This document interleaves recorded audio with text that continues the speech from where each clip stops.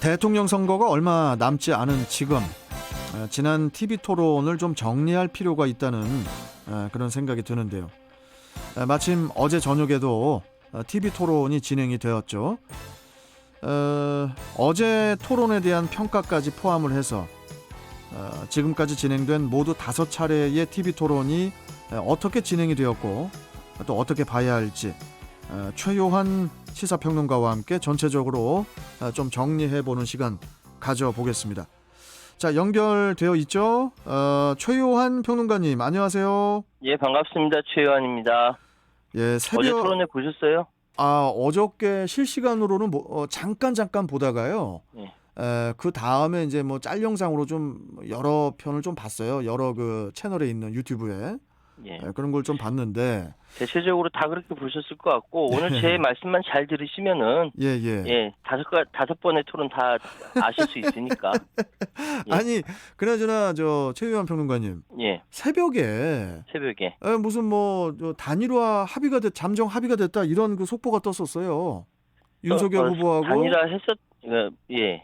윤석열 후보하고 안철수 후보하고. 그렇죠. 이 부분부터 좀 말씀 좀 해주실 수 있으세요?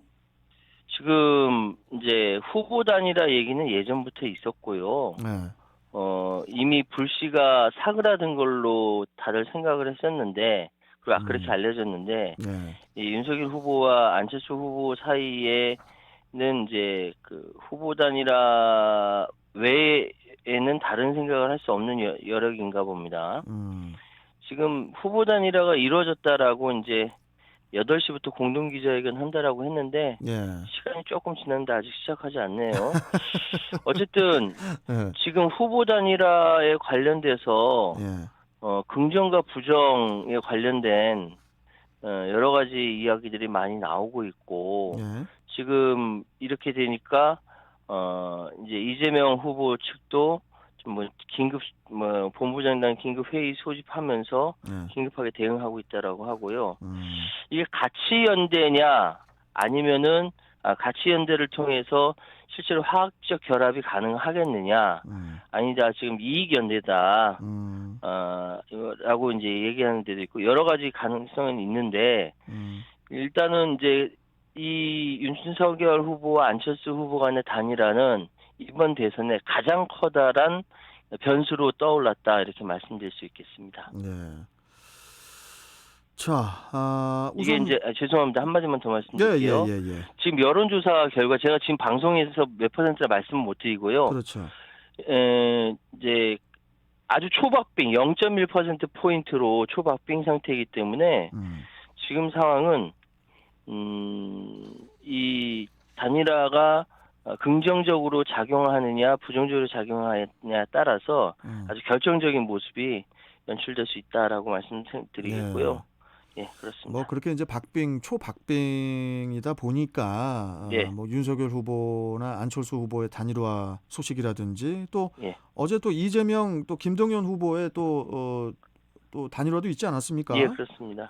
그렇기 때문에 자, 일단 우선 어제 TV 토론 사회 분야였는데 우리 최유한 평론가께서는 좀 보셨을 때 어떠셨어요? 어제 보니까 코로나19 손실보상, 국민연금 고갈 문제, 여러 가지 수도권 집중, 우리 사회에 오래 묵혀놨던 여러 문제들을 후보들이 거론했고 토론이 진행됐고요. 또 주도권 토론에서는 탄소 중립 방안, 의무부양제 폐지, 성인지 예산, 청년 희망 적금 다양한 얘기가 오고 갔죠. 이번 마지막 토론이 끝나고 나서 인터넷 커뮤니티에 이런 이야기가 떠돌았습니다. 안철수 선생님 설명하는 사람, 심상정 감독관, 호통치는 사람, 이재명 골키퍼 방어하는 사람, 윤석열 리더. 그러니까 LEATER이면 참 좋은데 그게 아니라 REATER 리더 읽는 사람. 읽는 사람. 그러니까 이런 우스개가 떠돌아다니고 있습니다. 특히 토론 마지막 부분에서 또 등장 대장동 관련된 토론에서 이재명 후보와 윤석열 후보 간에 특검을 둘러싼 혈투.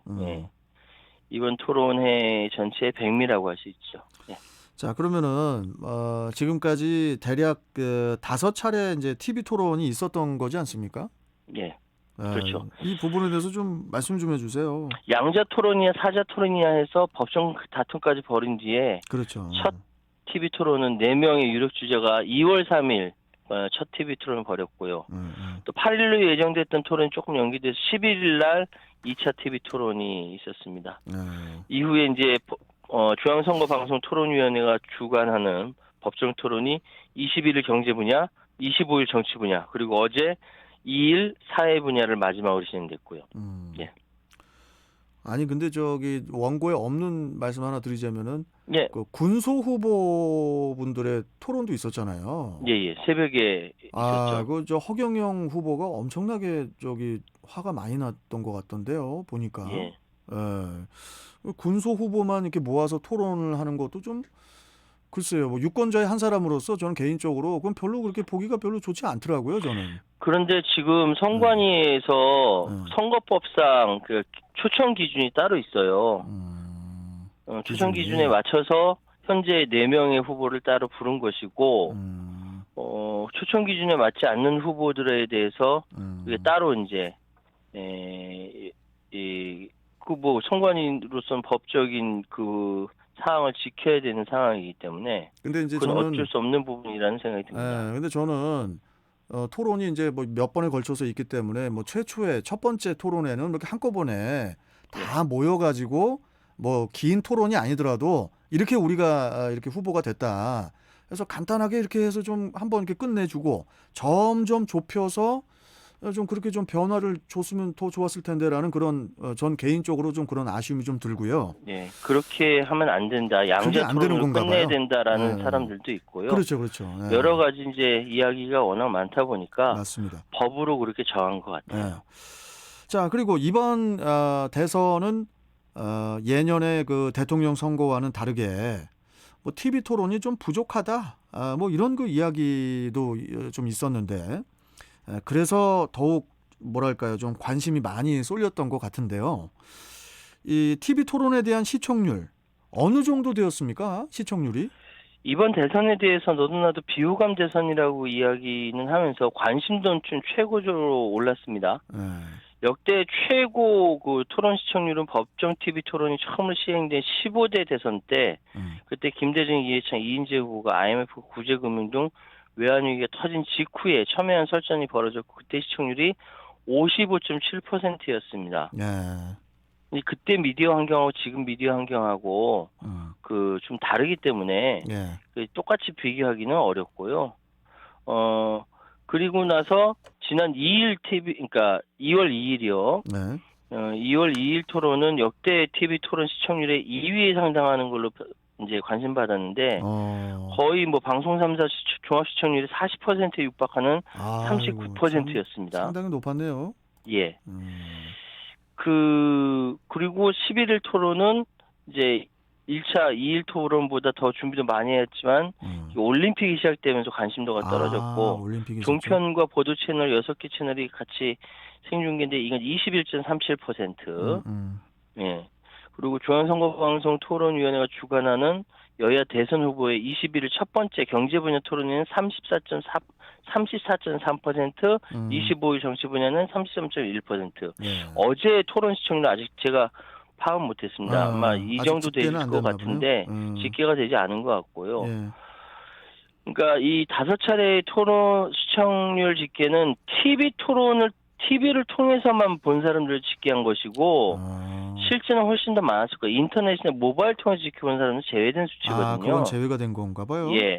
그래서 30%의 시청률인데 특히 1차 그러니까 2월 2일 날 첫 번째 토론이 총 39%로 나왔는데 이거는 모바일이나 인터넷까지 다 포함한다면은 지난 그 97년도에 실시됐던 김대중, 이해찬, 이인재 후보의 시청률 59.7%가 훌쩍 뛰어넘었을 거다라고 생각하거든요. 예, 많은 사람들이 관심을 가졌다. 뭐 이렇게 생각이 됩니다. 그렇네요. 자, 그러면은 이번에는 그 토론회 형식에 대해서 좀 이야기를 좀 해보도록 할게요. 5번의 토론회가 시간 총량제와 또 예. 주도권 토론으로 이제 이루어졌는데요. 예. 그런데 이렇게 하는 것이 국민들의 알 권리를 충분히 충족을 시켰는가? 이런 부분에 대해서는 좀 의문도 들거든요. 어떻게 보시나요? 그렇습니다. 사실 2일 토론은 정관용 국민대 특임 교수가 사회를 맡았고요. 네. 11일 토론은 노동일 경희대 법대 교수가 사회를 맡았고, 또 어제는 이제 그러니까 이제 어제는 이제 KBS의 다른 분이 하셨더라고요. 박태수 해설위원께서 사회를 맡으셨습니다. 예, 예. 근데 일단 보면은 이제 2일 토론과 11일 토론은 이게 각각 이제 다들 이제 똑같이 시간 총량제와 주도권 토론을 다 줬고, 각각 이제 후보당 몇 분씩 이렇게 주도권 주면서 이렇게 진행을 했는데, 예. 일단은 토론에 들어가서 후보자들이 대체로 룰은 잘 지켰지만 좀 답답한 것이 충분하게 토론되었다, 확실한 차이를 알겠다, 이렇게 알기엔 시간이 좀 짧았다. 차라리 끝장 토론이 필요하지 않은가 하는 생각하는 사람들이 많았습니다. 끝장 토론이요? 예, 그렇죠. 밤새 토론하자라는 거죠.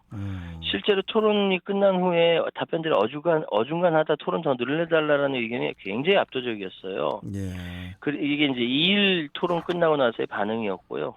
11일 토론은 이제 사회 진행자의 편향성 문제 때문에 좀 말이 많았죠. 노동일 경희대 법학과 교수가 그동안 언론 매체를 통해서 야권 후보 단일한 필수 조건, 선제 타격론 생존적 전략이다, 보수 성향을 드러내면서 이제 윤석열 후보에 대한 비판적 지지를 나타냈었기 때문에 아니나 다를까 11일 날 토론 지켜본 시청자들 중 일부에는 노동일 교수의 진행에 문제 제기하는 사람들도 있었습니다. 윤 후보가 곤란 질문 받았을 때 진행자가 개입했다, 이런 지적도 나왔었던 거죠. 그렇군요. 법정 토론이었던 21일 토론, 그리고 25일의 토론, 그리고 어제 3월 2일 토론, 이 토론들 어떤 주제하고 진행으로 이루어졌나요? 21일은 MBC 박경추 아나운서, 25일은 SBS 편상호 앵커, 그리고 어제 방금 말씀드렸던 KBS 박태서 해설위원으로 각각 정치 분야, 경제 분야, 정치 분야, 사회 분야를 토론이 진행됐고, 예. 앞서 말씀드렸던 토론회와 마찬가지로 이제 시간 총량제 토론, 주도권 토론으로 진행이 됐습니다. 경제 분야 토론에는 코로나 위기 대응, 추가 경정 예산, 소상공인 지원 방안 등등 경제 정책을 놓고 격론을 벌였고요. 20월 정치 분야는 권력 구조 개편, 개혁 문제 이야기까지 나왔었고요. 어제 주제는 복지 정책과 재원 조달 방안, 인구 절벽 대응 방안 등을 놓고 격론을 벌였습니다. 그러니까 앞서 진행됐던 두 번의 일반 방송국 토론이나 아니면 이번에 진행된 세 번의 선관위 주최의 법정 토론이나 별 차이가 없었는데 여전히 대장동 폭로하고 이에 대한 반박하고 윤석열 후보는 계속 실언하고요. 이후에 토론회와 무수한 난상 토론이 벌어졌고, 그러니까 굉장히 변별력이 매우 떨어진 토론들이었다라고 말씀드리겠습니다. 이 5번의 토론을 통해서 여러 가지 이야기를 할 수도 있겠지만은 실언이라든지 또 구설수에 오르는 경우도 또 있었죠. 그러니까 나중에 끝나고 나서 팩트 체크를 하게 되거든요. 그러겠죠. 팩트 체크를 해보니까 누가 말을 잘못했더라, 이런 이야기도 나오고요. 그러니까 토론이라는 것은 많이 해보았던 사람에게 절대적으로 유리한 법인데, 그런 거를 따져봤을 때 정치 입문한 지 얼마 안 되는 윤석열 후보는 절대적으로 불리합니다. 그래서 윤석열 후보의 지지자들은 윤 후보의 토론 이 자체에 대해서 기대치가 크지 않았어요. 그래요? 그래서 사실 이제 몇 번의 실언이 있긴 있었는데, 그것이 사실은 이제 지지자들한테 큰 문제가 되지는 않았거든요. 그렇게 생각하시면 될 것 같습니다. 이 부분은 우리 청취자 여러분께서 각자 판단하셨으면 좋겠습니다. 그렇죠. 그런데요, 평론가님. 예. 예를 들어서 대통령 후보자가 예. 토론회에서 말을 잘한다고 해가지고 표를 뭐 더 많이 받는 것은 아니다. 뭐 이런 얘기도 있던데. 예.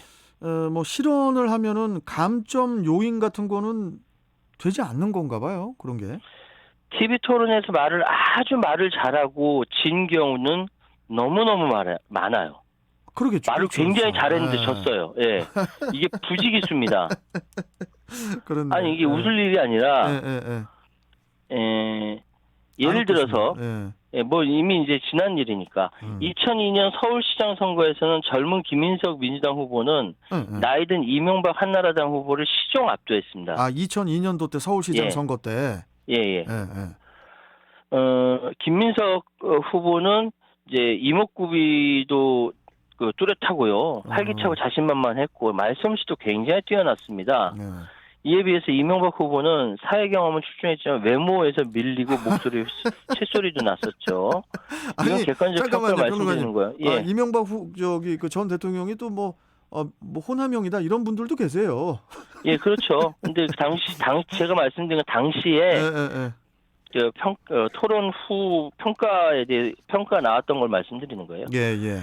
두 사람의 나이 차는 23살이었는데 TV 토론 말미에 이명박 후보가 어휴 말꾼에게는 못 당하겠네 라고 이야기했는데 이게 전파를 그대로 탔어요. 아, 23살 차이가 나는데 나이가 23살 말미에 이명박 후보가 아유 말꾼에게는 못 당하겠네 라고 이야기를 했어요. 근데 이게 그대로 전파 탔다니까요. 그러니까 일시에 김민석 후보는 말만 잘하는 후보, 자신은 말은 잘 못하지만 일을 잘하는 후보로 시청자들한테 각인이 됐습니다.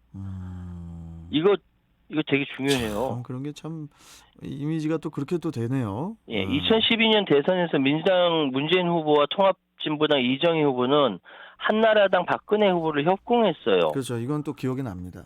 예, 특히 이정희 후보는 박근혜 후보 면전에서 박근혜 후보를 떨어뜨리기 위해서 나왔다라고 엄청 도끼가 가득한 독설을 쏟아냈거든요.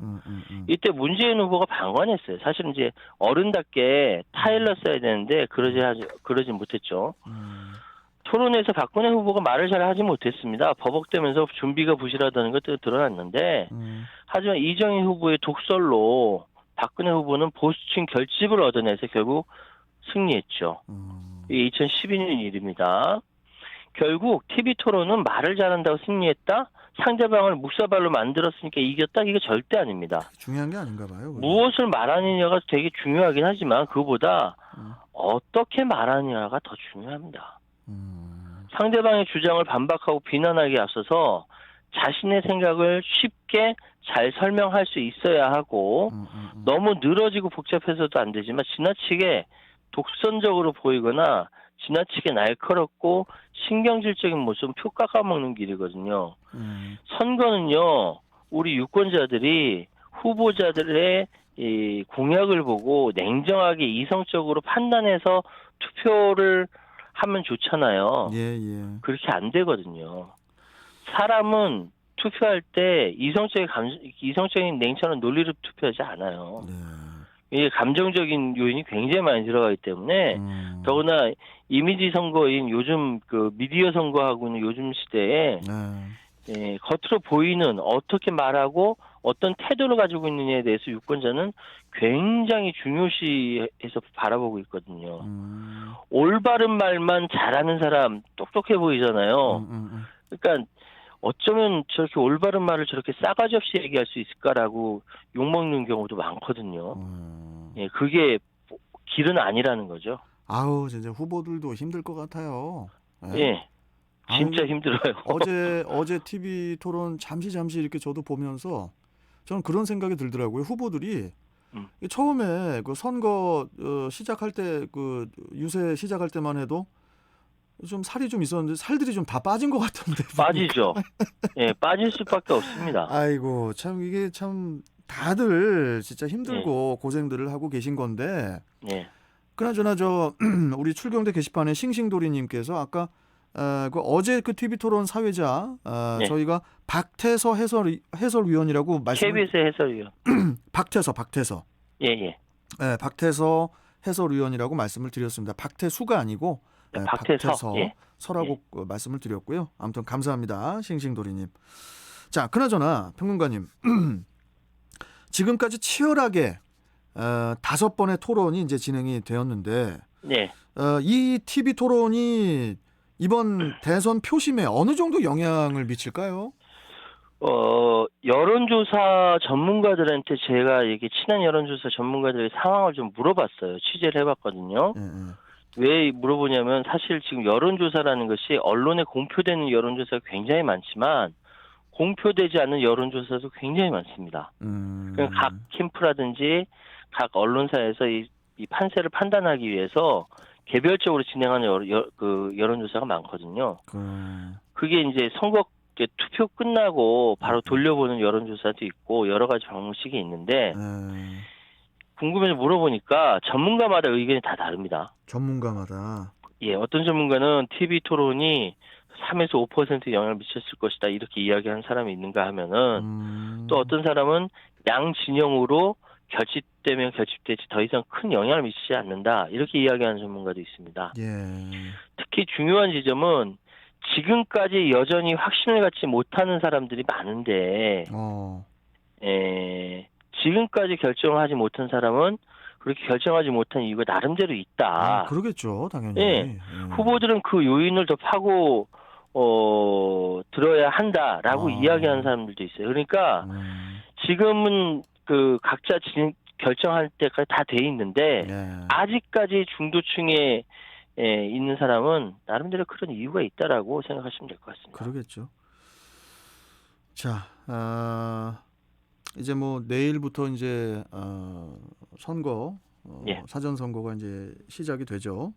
시작이 되고 사전 투표가 내일부터 내일 모레 토요일까지 이제 진행이 되면서 본격적으로 이제 선거가 스타트가 되는데 마지막으로 우리나라의 이 TV 토론이라는 문화 전체적으로 우리 최유한 평론가께서는 어떻게 평가를 하시는지 그리고 바뀌어야 할 부분이 있다면 어떤 것이 있을 수 있는지 좀 한 말씀 해주십시오. 지금까지 진행된 TV 토론 이거 보니까 한마디로 변별력 없는 평준화 토론이라는 것이 문제입니다. 변별력 없는 평준화 토론이다. 예. 지금 그 이재명 후보와 윤석열 두 후보의 공방전은 진짜 아슬아슬한 감정 싸움의 경계선까지 도달한 느낌이거든요. 뭐 긴장된 감정 또 그에 따른 후보자의 태도를 유권자들이 눈여겨보지 않는 것은 아니지만 그럼에도 불구하고 이런 정책적 비교를 원하는 시청자들의 기대에 한참 못 미치게 됩니다. 제가 선거는 그 사람의 이성이 아니라 감성으로 한다고 하지만 막상